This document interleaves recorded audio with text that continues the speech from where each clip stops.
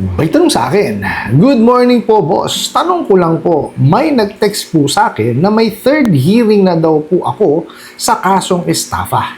Pero wala naman po akong natatanggap na sabina mula sa first hearing at wala din pong dumating kahit na demand letter po mula sa OLA na inutangan ko, which is puro lang po text ang tatanggap ko at offer." Alright, napakagandang mensahe po nito. Pero bago ho natin sasagutin, imbitahan ko ho muna sana kayo na pakisuportahan po sana ang aking mga social media accounts sa YouTube, Facebook, and TikTok. Sa video po natin, alamin natin bakit ho nagme-message sa inyo yung OLA po ninyo na third hearing na ng estafa.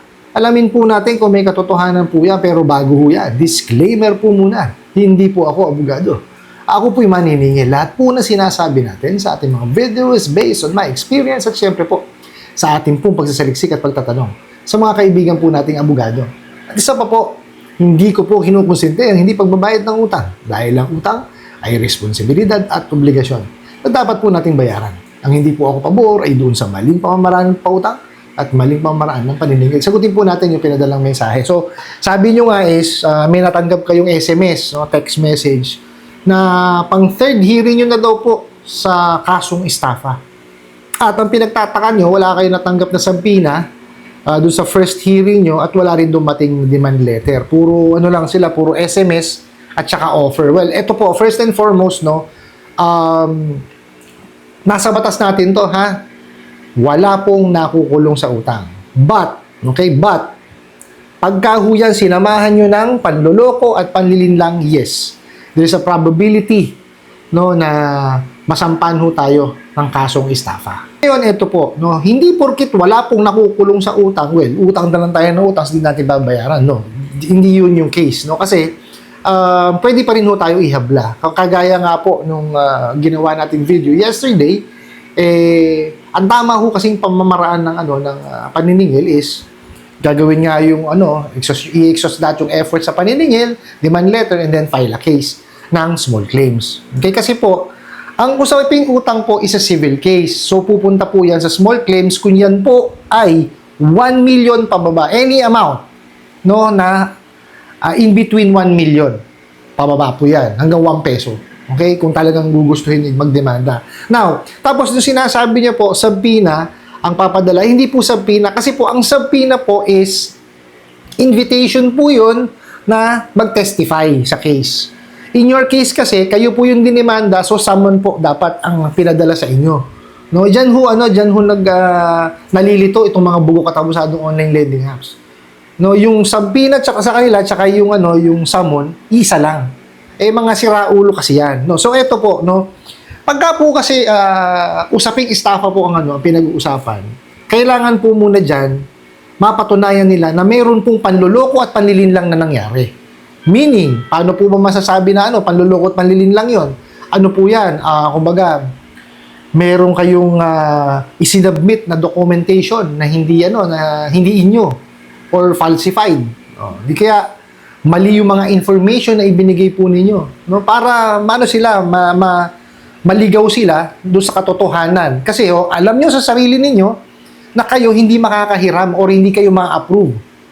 Or kagaya nung ginagawa ng mga OLA farmers, para hindi sila masingil.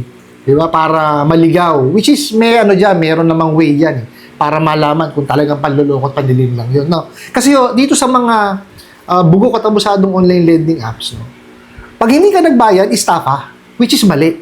Ang pinaparusahan po sa estafa is yung act, nung panloloko mo sa kanila at panlilinlang, na sinasadya mo silang lokohin at panlilinlang. So, yun po yung sinasampahan ng kaso doon. So, uulitin ko po, hindi ho makakarating ng third hearing yan. Okay? Kasi kung sa unang hearing pa lamang po, hindi na kayo naka-attend. Kung may naman kayo, may summon naman na pinadala sa inyo, well, definitely yan, lalabasan ho kayo ng warrant. Okay? Hindi rin nila alam yun. Di po ba? Tsaka, ito po sasabihin ko sa inyo, ang procedure po kasi sa pagpa-file ng demanda, tama ho kayo dapat yan may demand letter. Kasi kasama yun It's a requirement sa korte po na may maipresenta ka na demand letter. Okay? Kasama po yan. Now, itong mga bugo katabusadong online lending apps, dahil nga sa mga walang alam, sa paniningil, tingnan nyo, pinadaan sa SMS. Okay? Hindi ho ganyan yun. Okay? Ang ano po, ang mga isinasampo pong kaso sa korte, may proper way po yan for you to know na kayo po isinampahan ng kaso at sa pamamagitan po yan ng summon. Kaya nga po summon, iniimbitahan kayo kasi mayroong nag-complain sa inyo o may naghablan ng kaso sa inyo. Okay, which is hindi talaga alam ng mga bugo katabusadong online lending apps yan, no? Kaya ho, ang lagi kong sinasabi, di po ba, kaya po tayo napupunta na nababaon tayo dito sa mga bugo katabusadong online lending apps. Well, first, madali sila magpautang. Pangalawa, walang credit investigation, walang verification, no? Wala ring evaluation. So, talagang kahit sino po pwede. Magugulat ka na nga lang ha? Nag-a-apply ka pa lang, tutulog na telepono mo, pumasok na sa yung pera. Diba? Basta nalaman nila na yung numbers is connected sa e-wallet, papadala na kagad ng pera yun. Without them verifying. So yun yung bitter truth, no. Talagang masyadong pinadali itong mga bugo katabusadong online lending apps yung pagpapautang, kaya ho marami ang nababaon ngayon sa utang. No, kaya ho ako ang panawagan ko sa ating mga kababayan is kung hindi naman ho talaga kailangan, huwag niyo nang hiraman. No, tsaka, every time na kayo'y manghihiram, gumawa ho tayo na sarili natin due diligence. No, i-check natin kung ito bang hihiraman natin is may credibility ba yan? No, tapos, hindi ba nangaharas yan? Ayos mo magpaano ng interest yan? Nasa ano naman po yan? Nasa SEC lahat ang kasagutan. No? Andun po yung mga list po nila ng mga lending companies and financing companies. Tapos kung ano yan, kung OLA yan, kasama sa recorded online lending platform, so machi-check nyo din. Now, tapos alamin nyo kung yan is member ng CIC, so punta ho din kayo doon sa website ng CIC, machi-check nyo naman po. Tapos, i-check nyo po yung kasi apps nga, may mga ratings po yan So, i-check nyo rin siya doon. No? Kasi pag may nakita kayo doon na nangaharas siya, tumatawag sa mga ganito, nagmumura, well, definitely, naranasan yun Di po ba? So, huwag nyo na huwag nyo na ituloy. No, kasi definitely, pagka yan, hindi kayo nakabayad, ganun din ang gagawin sa inyo. Di po ba? Gawin ho natin yung ating makakaya na imbestigahan din at alamin. Yung ating hihiraman ba, kumbaga, karapat dapat ba siyang hiraman?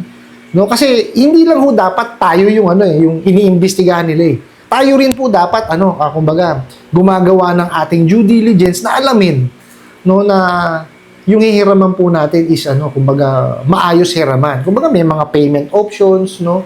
Tapos hindi sila nangaharas, no? Nga po pala pasado na sa third reading yung pong yung Fair Debt Collection law ng Pilipinas. And I don't know kung kailan po magiging batas yan kasi kailangan po pirmahan ng ating pangulo yon. So pagka yun, naging batas, no, i-discuss po natin. Kasi, importanteng malaman nyo po yung inyong karapatan. No? Tayo ho, kasi karapatan naman ho talaga natin malaman kung ano yung mga batas na lumalabas po sa Pilipinas. No, especially kung yan, tungkol sa utang, which is yan ang lagi natin dinidiscuss dito. Doon po sa nagpadala ng mensahe na to, well, definitely ito pananakot lang to. No, huwag nyo siyang intindihin. Mas mainam ho dyan, mag-focus kayo sa trabaho nyo, para makapag-provide kayo sa family ninyo and makapag-ipon din kayo para mabayaran niyo po siya. I hope nasagot ko po itong katanungan na to at sana po'y makatulong. Maraming salamat po sa inyong walang sawang pagsuporta at panonood sa aking mga video. Maraming salamat po sa inyong pag-like, pag-share, pag-comment at pagtatanong. And kunin ko na rin po itong opportunity na to na imbitahan po sana kayo na pakisuportahan po sana ang aking mga social media accounts sa YouTube, Facebook, and TikTok. Hanggang sa muli po.